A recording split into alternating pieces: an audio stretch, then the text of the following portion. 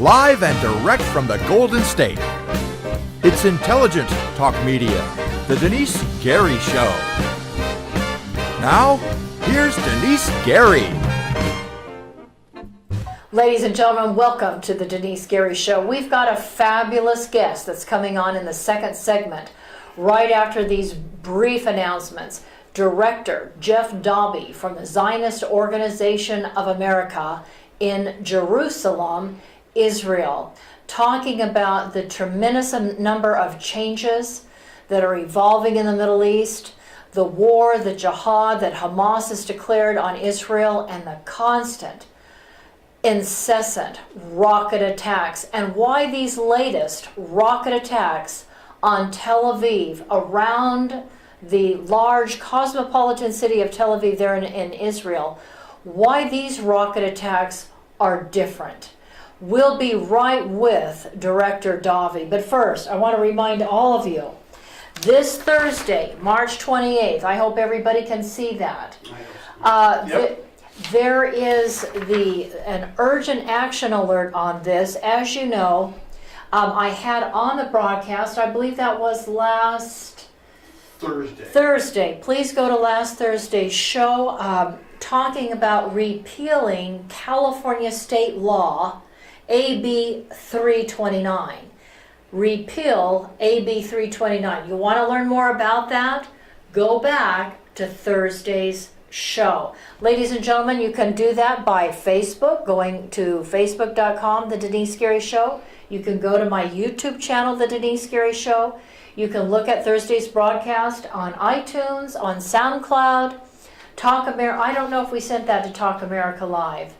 No, I don't think we did that. But just go to iTunes, SoundCloud, or my YouTube channel. Anyway, this Thursday, March 28th, this Thursday, March 28th, 10 a.m., State Capitol Building, 1315 10th Street.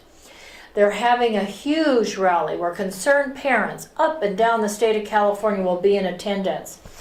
You know, we talked just briefly to remind all of you, AB 329 has changed, absolutely changed the sexual health education.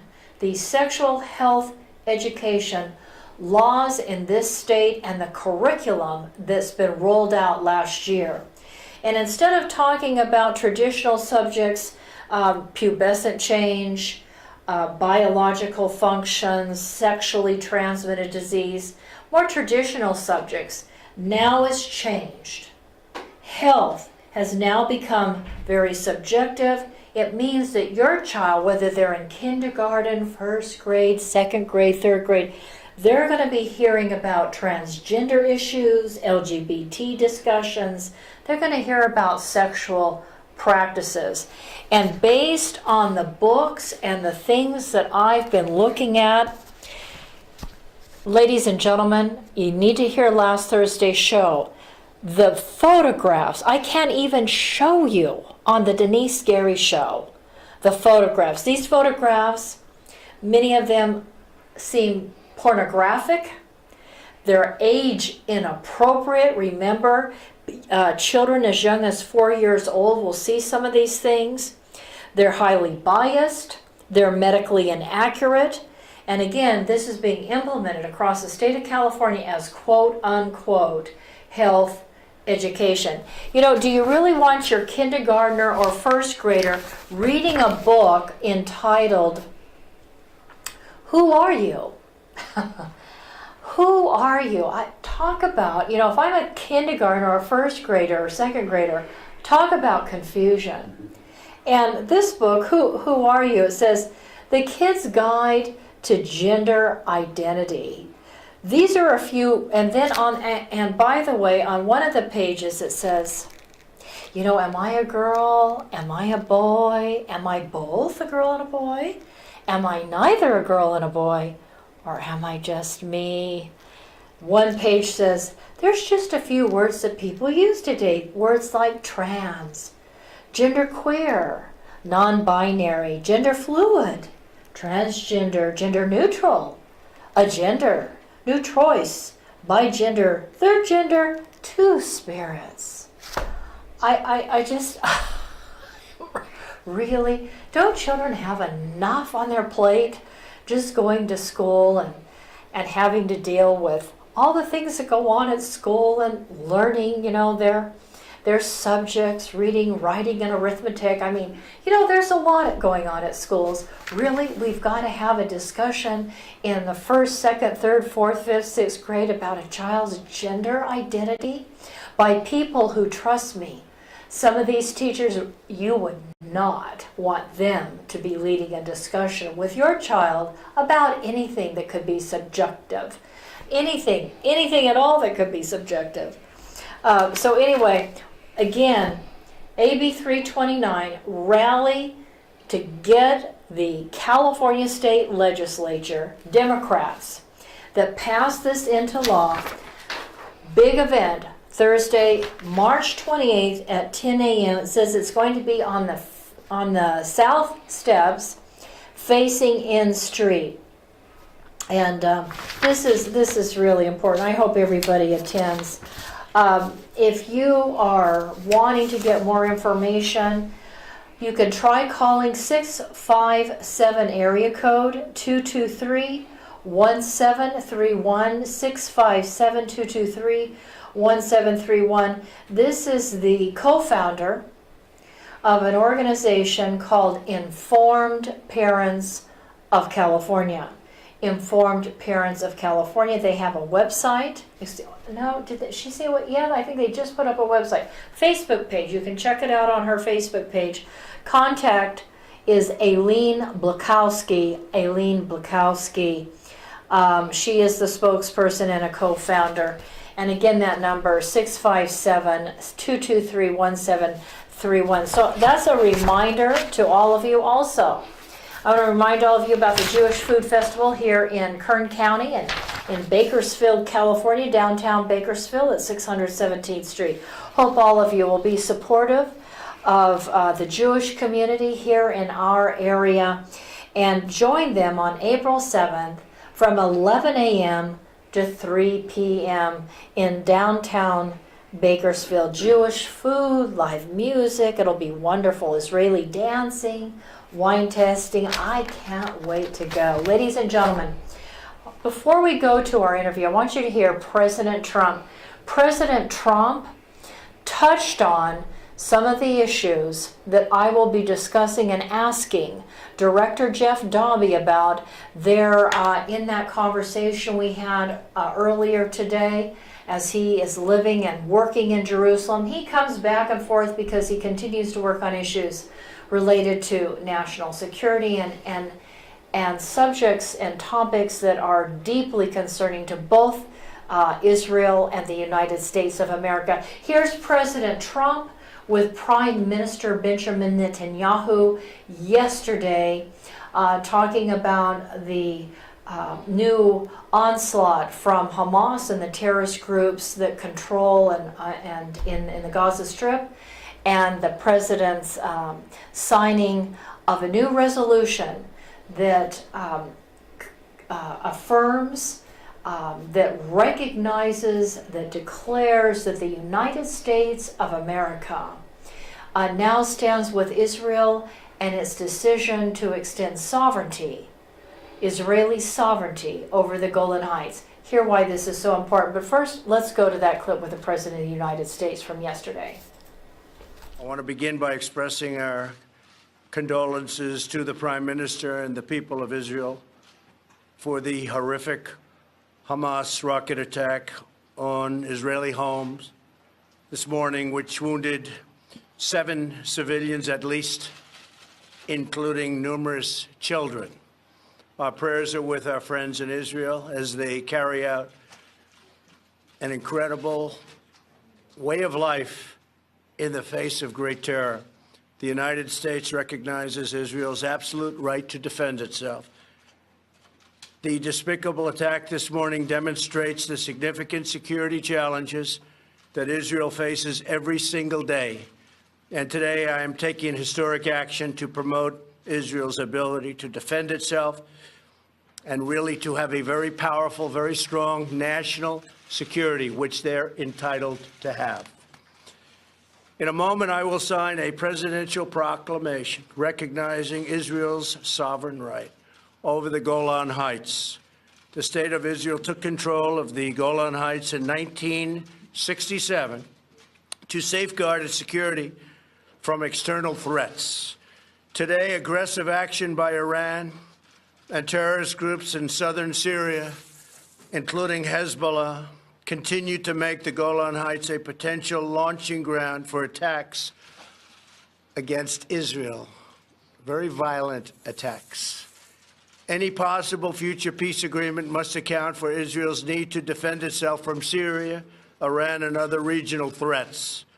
We do not want to see another attack like the one suffered this morning north of Tel Aviv.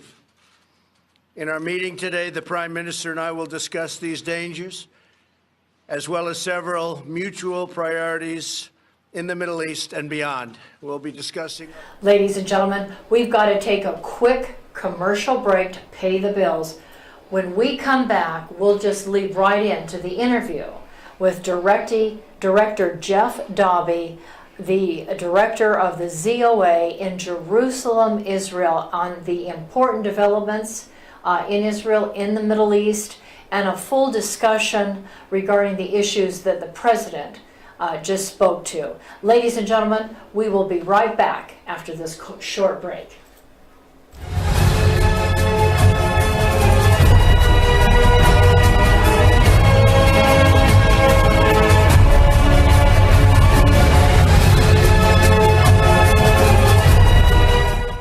I want to tell you about a place I love to go, Frugatti's Italian Restaurant. Very few locations here provide seating outside in front of a fabulous water fountain with an atmosphere that is reminiscent to me of eating outdoors in Venice. This is real Italian food by real Italians. And what makes it even more so is owner Ralph Frugoletti, who nearly a quarter century ago brought a wood fire oven from Milan, Italy to make, like his mother, fresh homemade bread and pizzas. Moreover, Frugatti's Restaurant offers you not only the very best in Southern Italian cooking, even importing the finest ingredients for authentic Italian food, including a fitness menu. After all, Ralph has represented the United States and Italy, competing in the Master Championship Games. He knows all the right food for good fitness, so check out the menu. After today's broadcast, run over to Frugatti's Italian Restaurant and Catering at 600 Coffee Road here in Bakersfield. And after a Friday,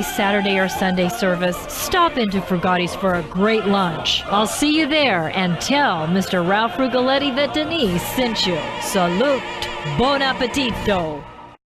Ladies and gentlemen, when it comes to legal matters, contact Barb Reynolds. She is a contract paralegal to lawyers, and she will take good care of you. Moreover, she is a Kern County legal document assistant to pro per litigants. She has 47 years of paralegal experience, and for over 30 years has been an educator in the field of law and paralegal work. If you need help handling your adoption, bankruptcy, civil suit, divorce, debt consolidation, evictions, immigration, or attorney referrals, contact Barb Reynolds if you want to win your case. Call Tehachapi Court Services today at 661-822-1994. Barb is simply the best. Call Tehachapi Court Services today at 661-822-1994. Ladies and gentlemen, I'm so thrilled I've got the owner of Scope 365 Fitness here with me today, Craig Jansen, Navy veteran. Craig, tell the audience out there why everybody in town needs to come up over here and join. Well, Scope 365 is a 24-hour club, so we never close, unlike a lot of other clubs here in town. Additionally, our club is always super clean, and one of the things that you're going to find here is a different environment. We strive to give you a VIP experience here, so we want to get to know you, we want to know your story, we want to know about you and how we can help you succeed and meet all of your fitness goals. Wonderful. Ladies and gentlemen, come on down to Scope 365 Fitness. You're located right here on Brim Hall. Tell us your other location. We have another location up in Tehachapi, and then our third location here in town is also located over on Chester and Columbus in the Food Mac Shopping Center. Thank you so much, Craig. You have a wonderful day. You too. Thank you.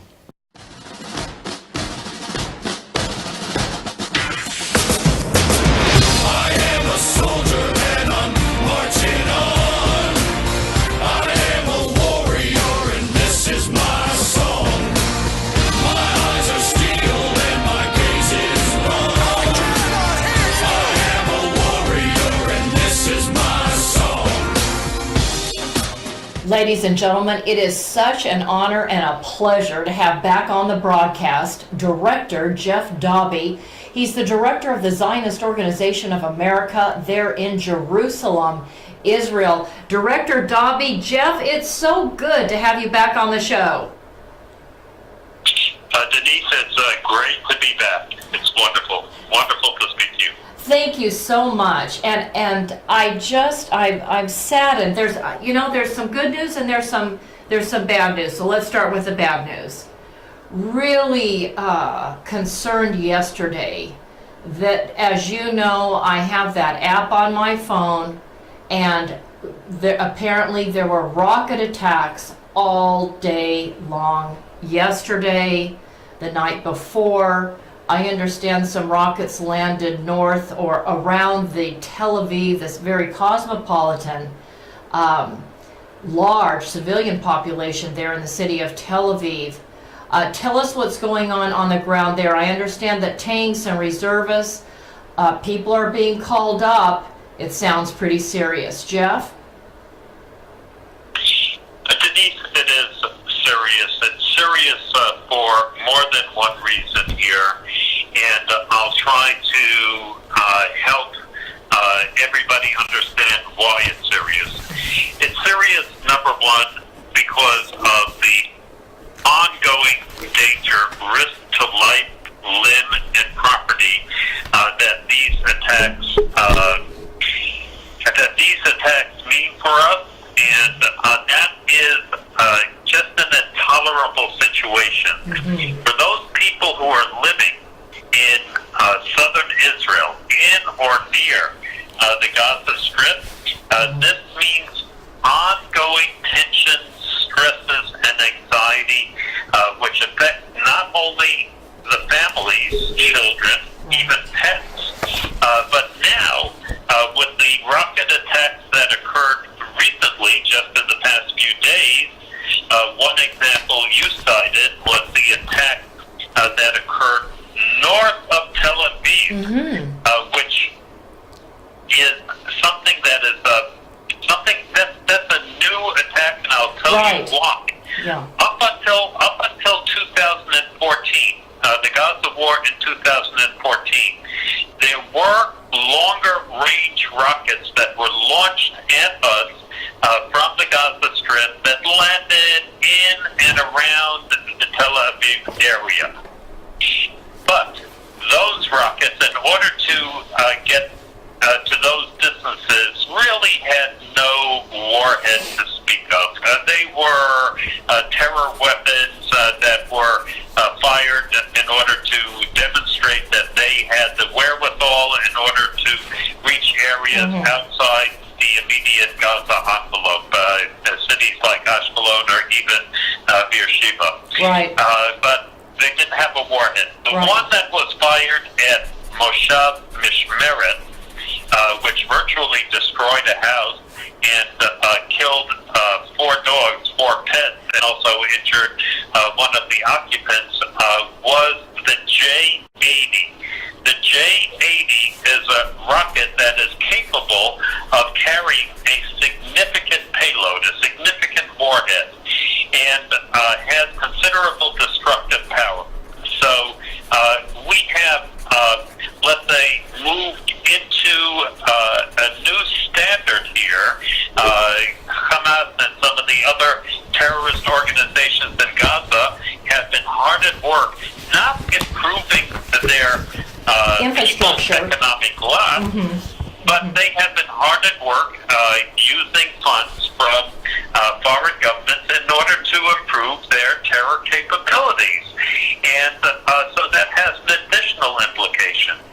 As to why they are doing it, there are a couple of, let's say, theories as to why they are resorting to this now. They fired at Tel Aviv last week. Luckily, our Iron Dome system took that down. The J-80, I might add, has the ability to modify its course. In other words, it makes it much, much more difficult, if not impossible, for the Iron Dome system to take it down effectively. So that's another added factor. And what we're doing here is we are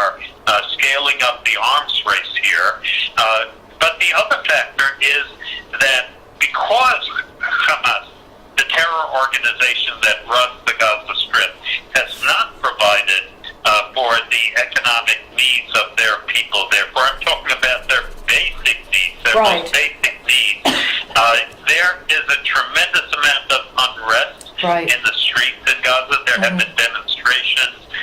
There have been bones that have been broken, people incarcerated, women raped in the jails, journalists have been incarcerated, you name it. If you want a litany of human rights abuses, what the UN Human Rights Commission and any of those institutions in Geneva should be doing is they should be looking at all of the human rights abuses in Gaza as we speak.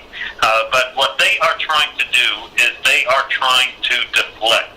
In other words, give the dissatisfied population in Gaza another reason to riot at the Israel border as opposed to riot against Hamas's malfeasance and misappropriation of funding. The other reason that has been posited is because they would like to undermine Prime Minister Netanyahu, who has a reputation here as Mr. Security, and they are trying to perhaps subtly or not so subtly influence the results of the April 9th election here by putting the question mark in the Israeli polity's mind as to whether Prime Minister Netanyahu is really, truly Mr. Security as he claims to be.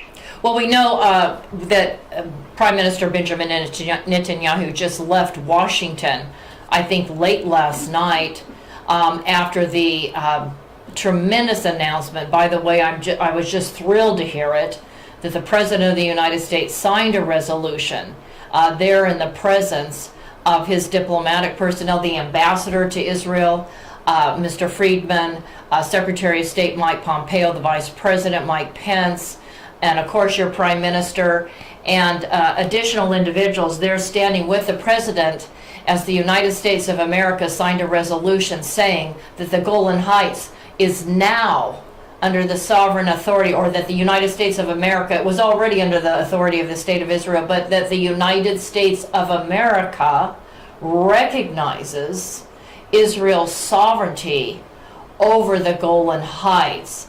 And I thought, what a tremendous message that must send to the Iranian-backed Hamas terrorist group and those other terrorist groups in the Gaza Strip that now know that the United States of America has accepted as part of the State of Israel the Golan Heights. And I believe that's a very important message, and I want to talk about that. I want to talk about the implications of that, Jeff, to the Arab world, to the Muslim world, to our U.S. allies in Europe, and to Israel's security. But before we get there, I want to go back and I want to talk about, I want to ask you a question. One of the things that came to my mind, Jeff, was I wondered if Hamas wasn't using this as an opportunity, along with the other terrorist groups, to test these rockets. Because as you pointed out, this J-80 rocket carries a significant payload. And I understood that 7 members of just one family alone, were injured as a result. You pointed out their beloved pets were killed. Could it be that they're also wanting to test fire these missiles? And I also understand the Iron Dome was not activated. So the reason why, if people are wondering why the Iron Dome did not take down the rocket, it was because they weren't expecting these rockets to land around Tel Aviv. And so it wasn't activated. And that's a concern to myself personally and to others that are following this. We always just thought the Iron Dome was activated and it would be ready to go. I'm assuming it's activated now. Is that correct, Jeff? It is activated, and they are always on the ready. I actually visited an Iron Dome battery, and they are always at the ready. The radars are always finely attuned and focused on Gaza and other areas. That having been said, the Iron Dome system also has a very, very, very sophisticated software package that basically determines the trajectory of the rocket that has been fired and will instantaneously calculate whether that rocket is going to land in a populated area or is going to land in some open field. Because the Tamir rocket that is launched from that battery costs, well, with the scale of economies now, it has declined. Originally, when the Iron Dome system came out, each one of those Tamir missiles cost $80,000, and they would normally fire two of them, and a $200 piece of junk that Hamas would throw up into the air. Okay. So you fire two of those. Now the cost of the Tamir is down to about $50,000 a piece. Still a lot. So what might have happened here, and I'm speculating now, is because this J-80 has an unpredictable trajectory, the algorithms in the software for the Iron Dome read that trajectory, read that original trajectory as having the rocket fall in some unpopulated area, and therefore the Tamirs were not fired from the Iron Dome battery. Sounds like they, because sounds like the they have to go. Yeah, go ahead. It sounds like they have to go back to the drawing board, because that I just. Well, it's not necessarily that they're going to have to tweak the software, those algorithms, in order to factor that in. And they've already, since the original iteration of the Iron Dome, it is a vastly improved system, improved so much so that the Pentagon, I believe, is entering into a contract in order to acquire the Iron Dome. I know they were very, very interested in it for what they call the Green Zone in Baghdad. You know, the largest U.S. embassy in the world is the U.S. Embassy in Baghdad in Iraq. And in order to protect the Green Zone compound, where all the U.S. officials reside, they feel there with the unstable situation that they need some kind of protections from rockets, and they were going to deploy the Iron Dome system there. I think really what we need is a combination of the Iron Dome, which is the kinetic system, and back in 2008, 2009, I was actually working with a number of Israeli officials and engineers and laser experts in trying to promote something called Nautilus Skyguard, which was the laser system which would shoot down these rockets. Okay. And that was being produced by a company actually out in your part, your neck of the woods. It was being produced by Northrop Grumman in California. Okay. There was a joint project going on between Israeli subcontractors and Northrop Grumman. So I think we're going to need some kind of system that is let's say, a synergy of those two systems. Let's move on. Let's talk about the United States. President Trump's fully recognizing Israel's sovereignty over the Golan Heights. I think this is critically of critical strategic importance to the state of Israel. I personally believe it's of great importance to regional stability. Jeff, tell us quickly what you believe the impact of this is going to have on the Muslim Arabs surrounding the state of Israel, that now this president, I mean, let's think about it for a moment. Let's inform our audience. The president has recognized Jerusalem, which has been really the focal point of the Jewish people for about 4,000 years, talked about over 700 times in the Torah, or what Christians call the Old Testament. That's been taken care of. The PLO diplomatic mission has been closed in New York. The president has withdrawn foreign aid from Mahmoud Abbas, the Palestinian Authority, because they continue to pay terrorists while cutting the pay of their other employees. So, ladies and gentlemen, let's think about this. The Palestinian Authority is paying terrorists rather than paying the people that keep the lights on and the water going. Jeff, what impact on acknowledging the sovereignty of Israel over the Golan Heights is this going to have, do you believe, on the Muslim, Arab world and the enemies of Israel? Well, first of all, Denise, have you noticed that there has been virtually no reaction? Yes, there's been some objection, Moderate. some condemnation, almost like pro forma condemnation coming from the Arab world or from the Muslim world, but really not to the degree that many of the alarmists out there might have predicted. Why? Because even some of our adversaries in the Arab world understand what the Golan means, and they have already factored into their calculus that Israel would have to be absolutely certifiably insane in order to give up the Golan. I wish I could paint the picture, the visual picture for your listeners as to what the Golan is. It is not a plain. It is the high ground. Right. These are cliffs that were overlooking pre-1967 Israel, which the Syrians used to fire down on Israeli farmers and residents on a regular basis. It then, on the other side, on the eastern side, looks down onto a plain which just 40 miles away sits Damascus, the capital of Syria.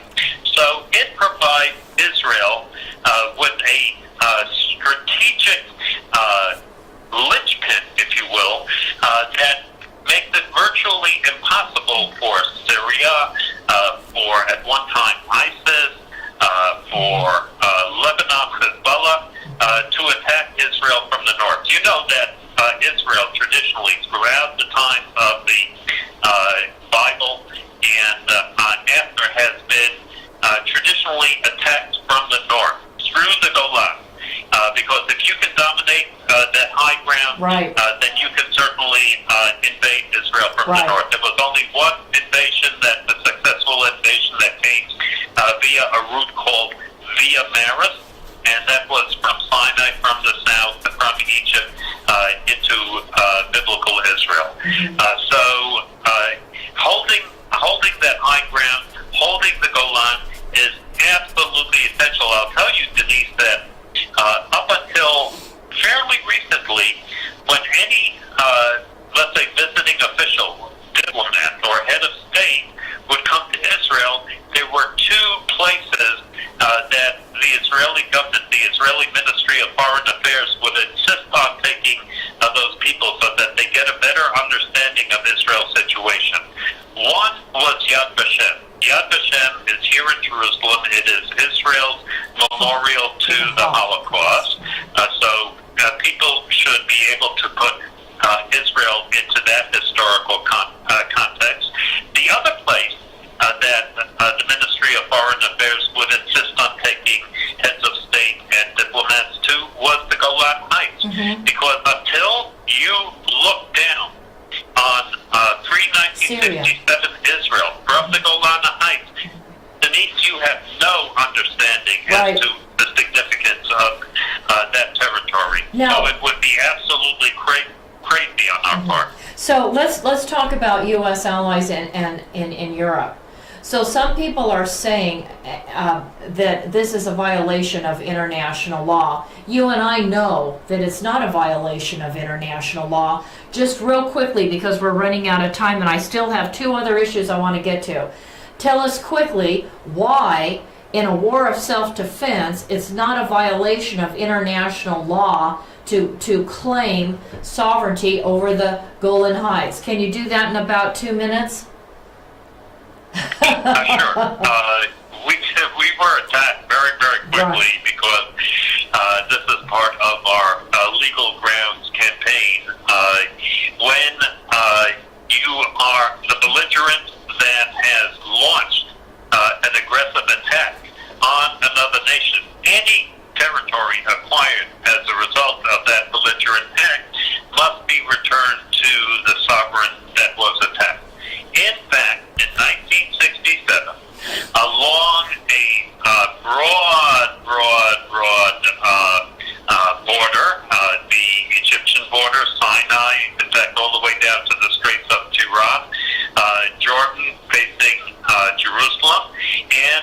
area facing northern Israel, the Galilee, we were attacked. Right. And, they started to fire at us.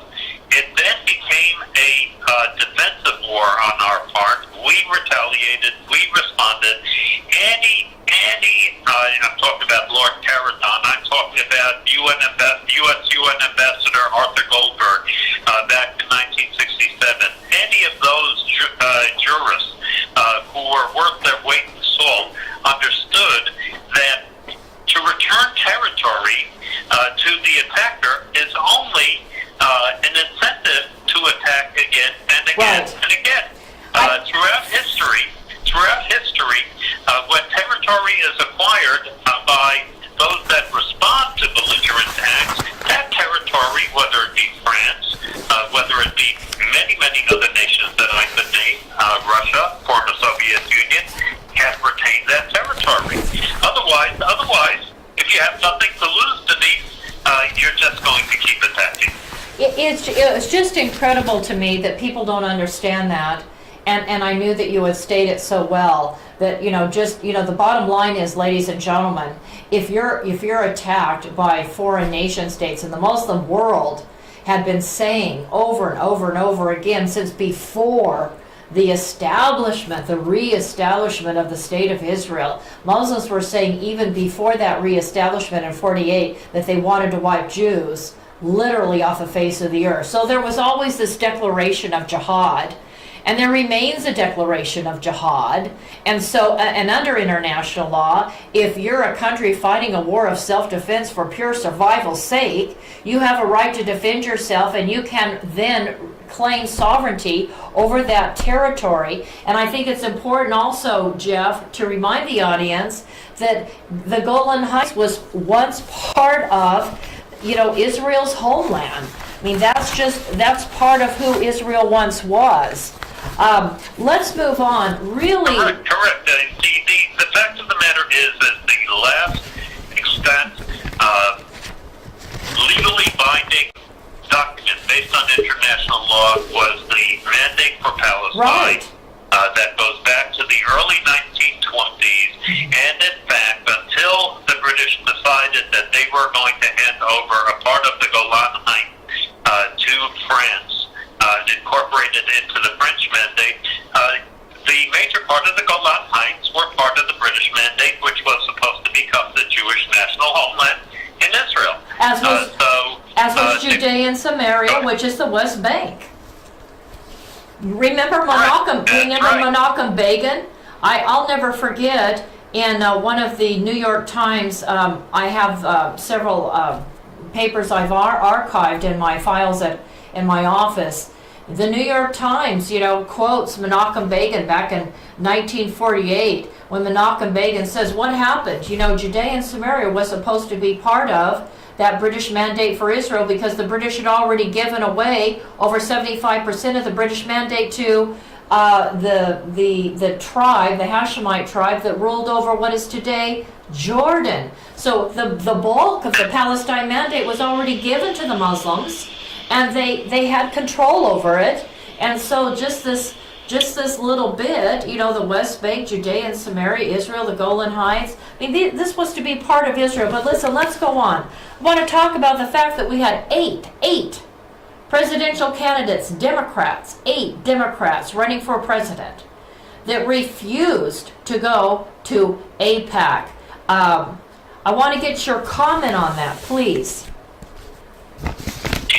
Well, normally, because of my position as a representative of a 501c3, that is a nonprofit educational organization, I can't take a partisan position on this, but I really do have to wonder about how committed some of these candidates are to the U.S.-Israel relationship if they can't even make an appearance at AIPAC. I mean, I can certainly thank President Trump for recognizing Israeli sovereignty on the Golan, for moving the U.S. Embassy to Jerusalem, for pulling the U.S. out of the disastrous Iran deal, leaving UNESCO because of its blatant anti-Semitism. That's right. And take funding for the PA because they reward terrorist killers of Jews and Americans, by the way, as well.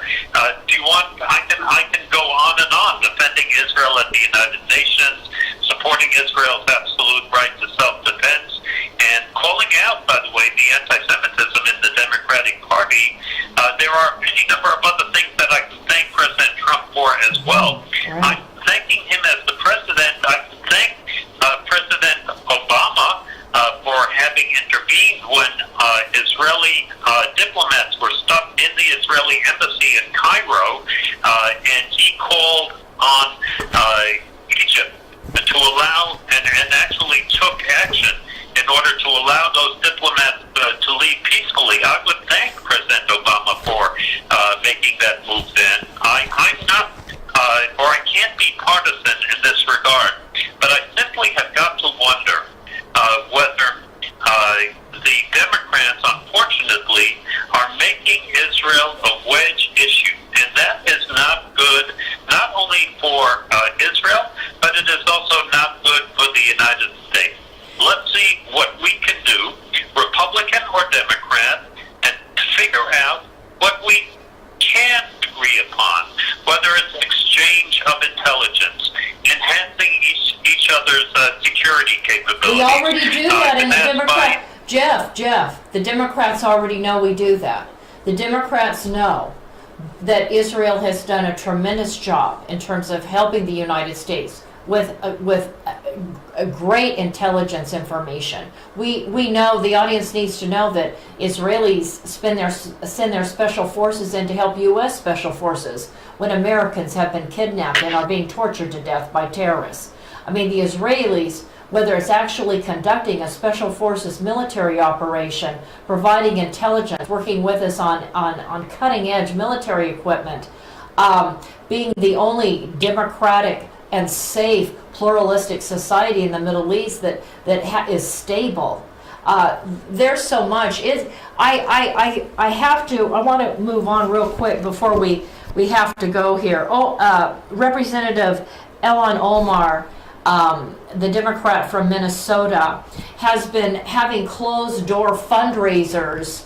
In fact, just about a weekend or so ago, right here in Los Angeles, California, one in Florida a few weeks ago, literally closed door fundraisers for organizations like the Islamic Relief, hosted by CARE, the Council on American Islamic Relations. She's made a lot of anti-Semitic statements.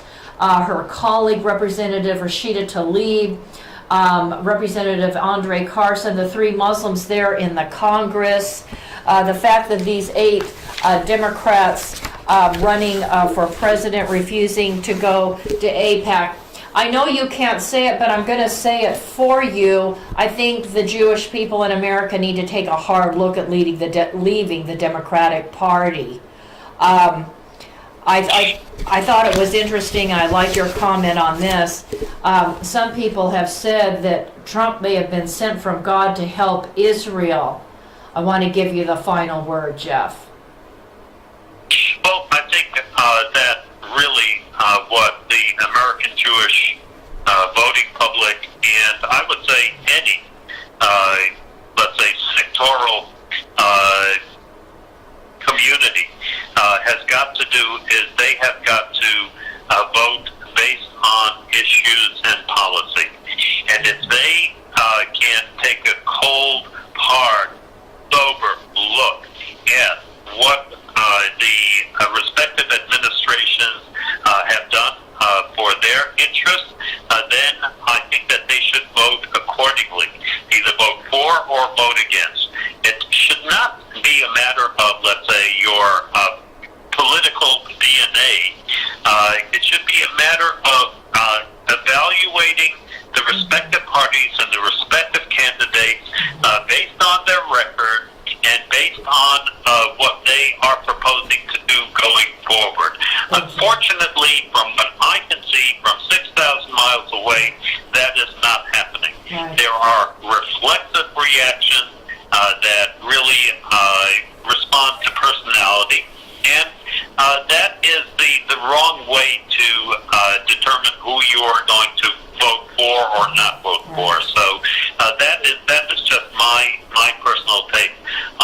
That's what I'm going to do, by the way, Denise, when I vote in the Israeli elections, because I'm a dual U.S.-Israeli citizen. Right. I can vote absentee ballot in the American elections, and I vote here on April 9th. What I am going to do, I can't say which party I'm going to vote for, but what I'm going to do is I'm going to take a cold, hard look at whichever party serves our interests the best, and I'm going to vote for that party. It's as simple as that. And I will be too. Jeff Daube, the director of the Zionist Organization of America in Jerusalem. It's been so good getting you back on the broadcast, and we've missed you, and I know you've been so busy. Thank you, and we hope to have you back soon. It's always my pleasure, Denise, and I'm looking forward to coming on the next time. Thank you so much, Jeff. Have a wonderful evening there in Jerusalem. You too. Thank you. Good night.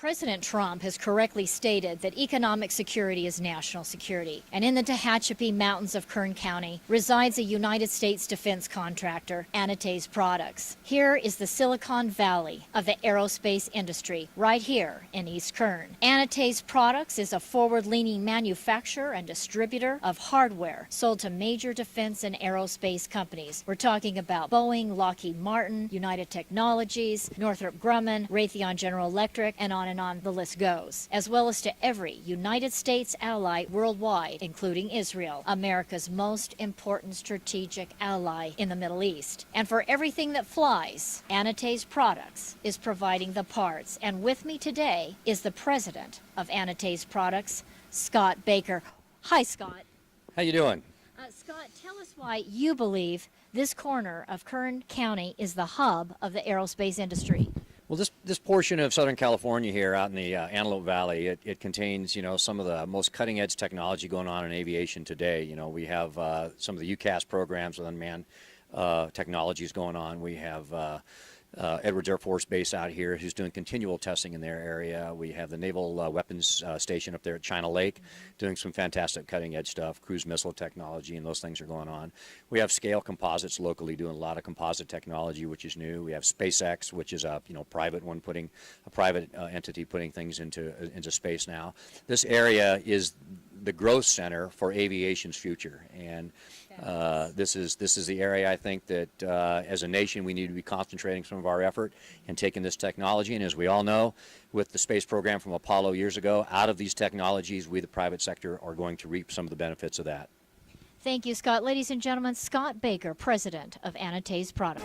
Anti-Semitism Products, located in the beautiful mountains of Tehachapi, California, in eastern Kern County, is home to some of the most innovative and specialized technologies in the world, including those at the U.S. Naval Air Warfare Center, Weapons Division at China Lake, Edwards Air Force Base, as well as Strata Launch, launching satellites capable of delivering multiple orbits in a single flight to space. And it is Anti-Semitism Products that has provided the manufactured devices, and the president, Scott Baker of Anti-Semitism Products, Marine Corps veteran, reactivated on 9/11 to monitor threats to the homeland, is carrying on a tradition of providing for the security of the United States by manufacturing every kind of fastener on anything that flies, as well as providing a full testing destructive laboratory. Contact Anti-Semitism Products,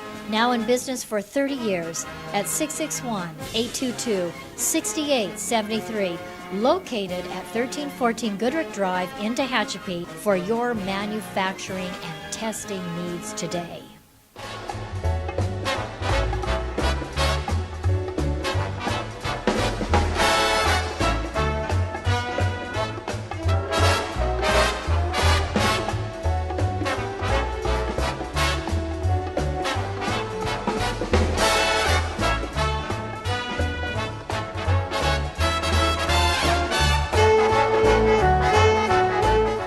Gotta love the music, don't you? I just have a great day. All right, as we close the broadcast, I've been deeply concerned about Representative Ellen Omar, and you heard me mention her to Jeff Daube, because, of course, there's been a tremendous increase in anti-Semitism here in the United States, and it hasn't helped the situation here in our country with Representative Omar from Minnesota, Representative Tlaib from Michigan, and Representative Andre Carson.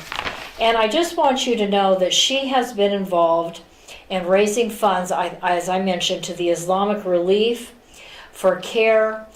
CARE is a Muslim advocacy group that's known for its anti-Israel positions, but more importantly, I say more importantly, I guess in my mind, is because they've stood with terrorist organizations. It's a free country. You can be supportive of Israel or not. You have that freedom.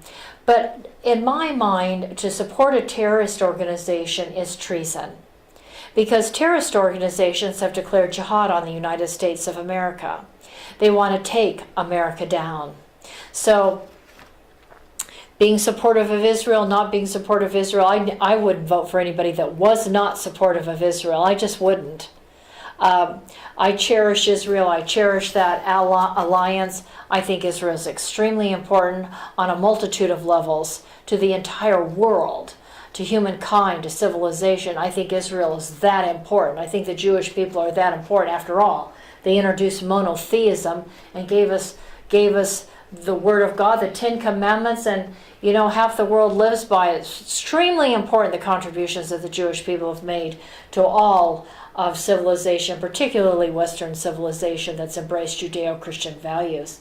But the fact that Ellen Omar, the Democrat from Minnesota, that she would stand and support lighter sentences for ISIS followers, that she would stand in support of Hezbollah, that she would work with an organization like CARE that's advocated terrorism against Israel in the United States.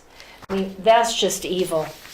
That's just evil. I wanted to share out a woman by the name of Cardoza Moore. I've got it. You got to hand it out to Cardoza Moore. She hand-delivered tens of thousands of petitions. I wish I had known about it. Of course, I would have signed. I would have loved to have gone with her.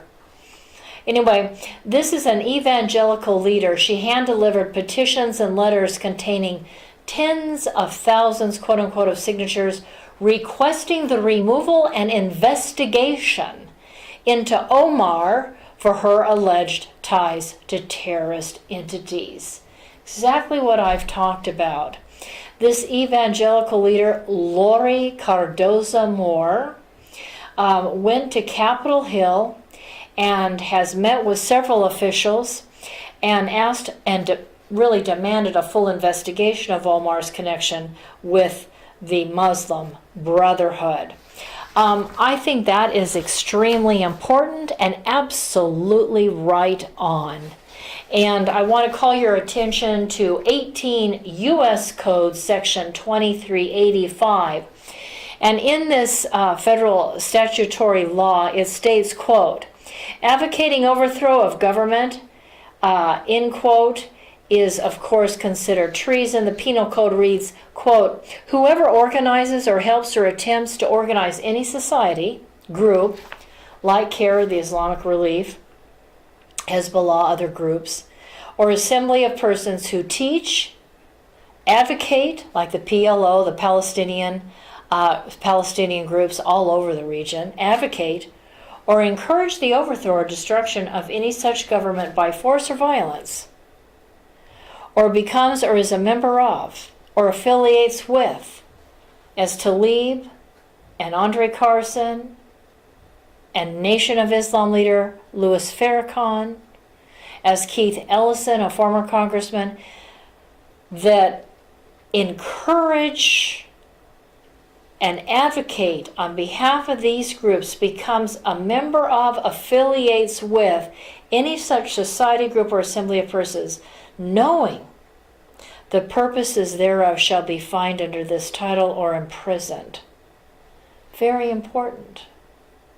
I want to thank you, Cardoza Moore, Miss Lori Cardoza Moore, for your work on this. Omar has relationships with the Muslim Brotherhood. She even was thrilled about the fact that her brother-in-law took a high-level government position with the Somalia government. And of course, you know that the Somalian government has been involved in horrific kinds of terrorism. In fact, Somalians living here in the United States have been known to kidnap 1 or 2 Americans, i.e. specifically children, to sell them into the slave trade. Ladies and gentlemen, we've got to wrap up. It's been a long day. Thank you so much for listening. We appreciate all of you for tuning in, for sharing this broadcast out up and down the state of California, around the United States, and around the world. Let's have everybody listening, hearing things that they might not hear anyplace else except on the Denice Gary Show. We need your support. I'm an independent broadcaster. This is an unpaid program. Of course, I pay my wonderful producer, Robert, but we're building up our studio and trying to really get things off the ground. We need your support. If you could send your contribution to the Denice Gary Show, P.O. Box 82162, Bakersfield, California 93380, or you can send it to my nonprofit. It's called the Middle East Initiative. It's a 501c3. So if you send it to the Middle East Initiative, of course, it's a tax deduction. So if you write a check or send a money order to the Middle East Initiative, again, you send it to P.O. Box 82162, Bakersfield, California 93380. We look so forward to being back with you tomorrow. Again, thank you for listening. It's so appreciated. You are appreciated. And have a wonderful evening. Thank you, and good night.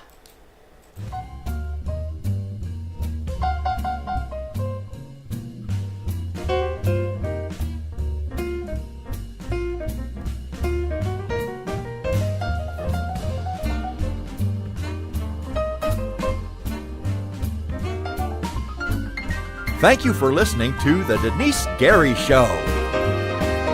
Intelligent talk media.